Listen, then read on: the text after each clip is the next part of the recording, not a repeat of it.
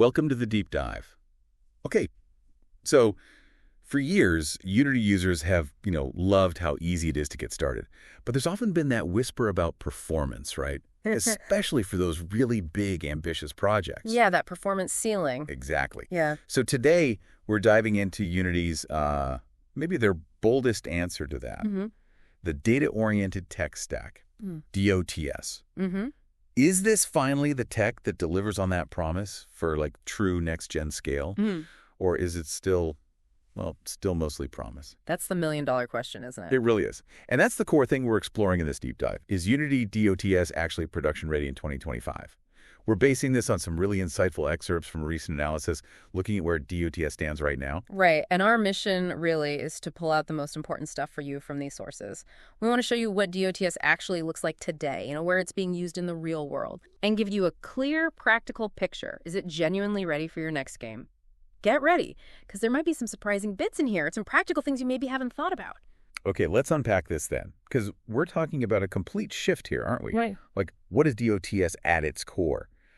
It sounds like it's not just tweaking mono behavior. Oh, not at all. They're fundamentally rewriting how Unity thinks about performance, yeah? Yeah, precisely. It's Unity's big attempt to, reinvent how you write game code. The focus is totally on getting performance by default. Okay. So the core idea is moving away from traditional object-oriented programming, OOP, and those mono behavior scripts pretty much everyone in Unity knows. Right, the bread and butter. Exactly. And it's not just about writing faster code loops or something. It's a whole paradigm shift. It forces you to think about your game state as just pure data. Data first. Data first. And that's what unlocks the performance. Not by being clever with optimizations necessarily, but by lining up your code with how modern CPUs actually work.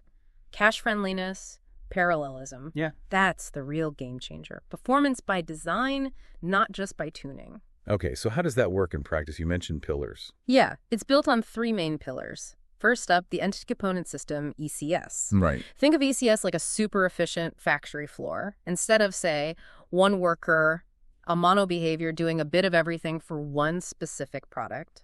You have specialized machines, those are the systems, that only do one specific job, operate on specific components, but they do it for loads of products or entities all at once. It's all about processing batches of data incredibly fast. Gotcha. Batch processing. Exactly. Right. Then second, you've got the job system. This is crucial. It lets your game logic, those systems we talked about, run across multiple CPU cores in parallel. So really efficient multi-threading without you having to manage all the complexity yourself, mostly. Okay, making use of all those cores. Yep. And finally, the burst compiler kicks in. Its job is basically to super optimize those C# jobs you write for the job system.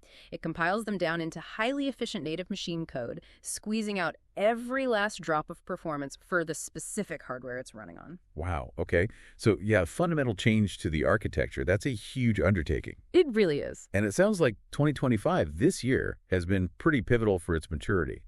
What's actually shifted to make DOTS feel more, production ready now? It truly has been a good year for it.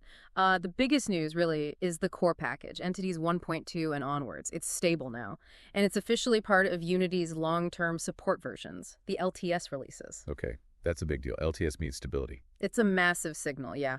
Yep. Signifies reliability, commitment, things that maybe weren't quite there a couple years ago. We've also got better support for rendering with the Hybrid Renderer V2. It works much more smoothly now with both URP, the Universal Render Pipeline, and HDRP, the high-definition one. Good, because rendering is key. Absolutely. And the DOTS packages themselves, they've been reorganized. The documentation is much better now, too, which frankly makes them a lot easier to actually get started with and use properly. So that helps the learning curve, I imagine. Definitely. And for anyone doing multiplayer, NetCode for entities is now stable. That's huge for building robust networked games with DOTS. Crucial, yeah. And maybe one of the most vital pieces, honestly, a big relief for many developers is companion game objects. Ah, the bridge. Exactly, the bridge. It lets you cleanly mix classic Unity mono behaviors with the new ECS stuff. That really helps ease the transition, especially if you have an existing project you want to partially convert or integrate with. Okay, that makes sense. You don't have to go all in immediately. Right. Now, of course, it's still a living thing. Some areas are still evolving, certain baking workflows, physics integration is getting there, animation with the DOTS animator, but the core, the foundation is undeniably solid now. Okay, so with all these foundational bits now stable, the obvious question is, what does this actually mean for you, the developer, sitting down to build a game? Why choose DOTS? Our sources seem to boil it down to one massive benefit: performance. Like huge performance gains. That's absolutely the main driver. We're talking, reported figures of 10x to 100x speedups. Right. Yeah, in things like simulations, AI calculations. And look, this isn't just marketing fluff. It's the direct result of that data-oriented approach we were talking about. Right, the cache efficiency, the parallelism. Exactly. Maximizing CPU cache hits, properly using all those cores modern CPUs have. Right. This tech scales incredibly well on multi-core processors. So think about specific demanding use cases. Like what? Give us some examples. Okay, so strategy games. Maybe you need to manage thousands of units on screen, 1,000 plus 80 easily, without breaking a sweat. Right. RTS games, city builders. Yeah, or massive battle simulations, countless agents all interacting dynamically. It's also fantastic for procedural world generation, especially large scale, or if you need to write complex custom physics systems and VR or XR games. Oh, because the performance margins are so tight there. Exactly. You need that rock-solid frame rate to avoid motion sickness, maintain immersion. DOTS can be a lifesaver there. What's really fascinating, I think, is how this opens the door to entire genres and scales of games that were just, extremely difficult, maybe even impossible to build efficiently in Unity before. Those speed-ups sound incredible. Almost, too good to be true for some situations.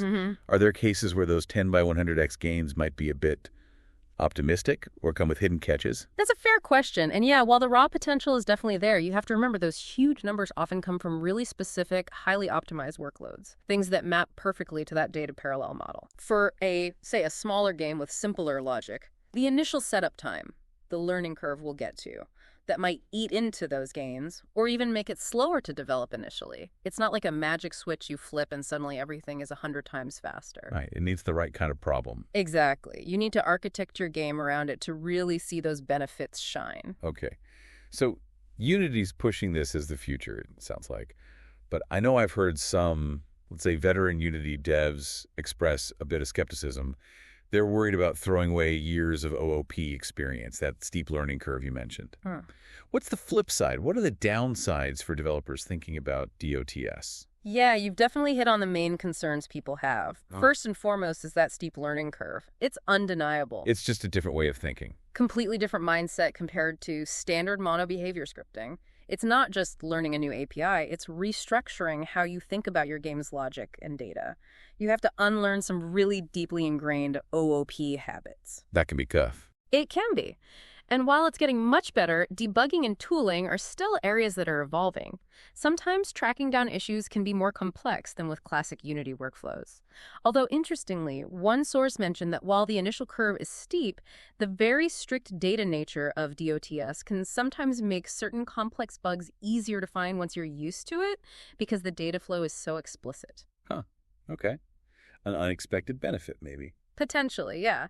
Also, not all existing Unity systems fully support DOTS yet. Some parts of the animation system workflows still rely more on the old ways. Integration gaps. Little gaps, yeah. Yeah. And hybrid projects trying to mix mono behaviors and entities, they can work thanks to companion game objects, but they can also get pretty messy if you're not really careful and disciplined about how you manage the interactions. Right. Bridging those two worlds needs care. A lot of care. And finally, the community and tutorials. It's growing, for sure, but it's still smaller, and you'll find fewer resources, fewer ready-made solutions, compared to the absolute mountain of stuff available for classic Unity development. Okay, so that raises the big practical question then. Knowing all these challenges, how do you decide? Is it actually the right fit for your specific project? That really is the key question, isn't it? So when should you actually dive in? Yeah, when should you go for it? And maybe more importantly, when should you perhaps avoid it for now? Okay, so you should definitely consider DOTS if you're tackling those large-scale simulations we mentioned. Multiplayer RTS, big survival games with lots of interacting elements, games needing really extensive procedural generation or, thousands of AI agents doing complex things simultaneously. High demand stuff. Exactly. Or those performance-critical mobile or console titles where squeezing out every bit of performance is non-negotiable. Yeah. It genuinely opens up design possibilities capabilities that were just out of reach before in Unity. Okay. However, and this is really crucial if you're making a simpler game, like a small 2D platformer, maybe a puzzle game, even a pretty standard narrative adventure where peak performance isn't your absolute main bottleneck, then the added complexity that comes with DOTS. It might just be overkill. Honestly, the benefits probably won't outweigh the extra development time and the steeper learning curve for those kinds of projects. So choose the right tool for the job. Don't use a sledgehammer to crack a nut. Precisely. It's about matching the tool's power to the problem's demands.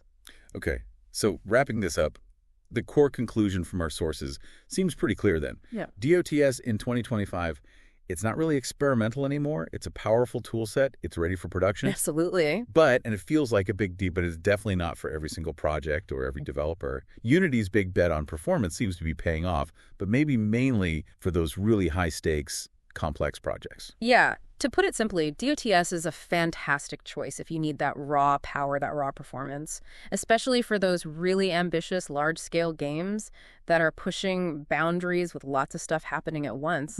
You're essentially building performance in from the very beginning, architecturally. But if you're just starting out with game dev or you're building simpler games where performance isn't the #1 critical issue, it might just add unnecessary complexity. It could actually slow down your development rather than speed things up in the long run. It's really a strategic choice you need to make, not just a universal upgrade button. Right, a strategic choice.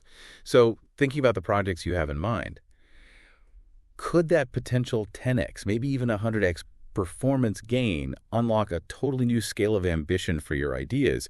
Could it let you create something truly groundbreaking that wasn't feasible before? Yeah. Or actually, is simplicity your current superpower? Is focusing on faster iteration with the classic Unity workflow the smarter path for you right now?